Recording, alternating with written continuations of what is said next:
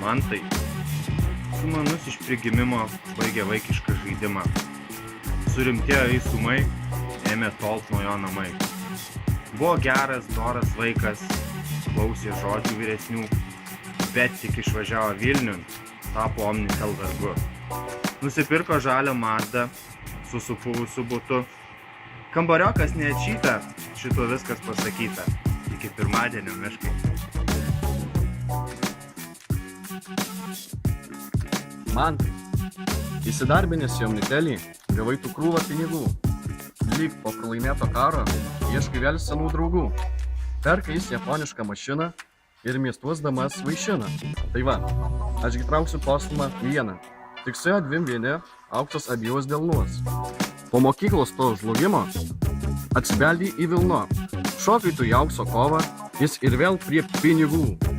Tai praslinks dar porą metų, pasistatysi savo namus ir savo ribetų. Po truputį apsiprasi ir gyvensi savo ramus.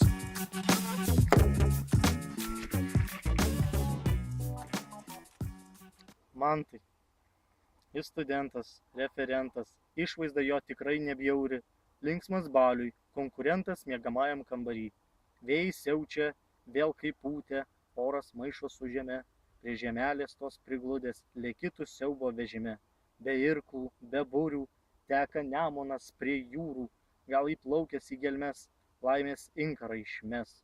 Ko jisai tik neišmoko per 21 metus, iš varlynės piemenėlio tapo vyras išdidus. Ant jo rankos laikrodėlis, piniginiai veidrodėlis, šlipsas užverstas kietai, pakelta galva aukštai.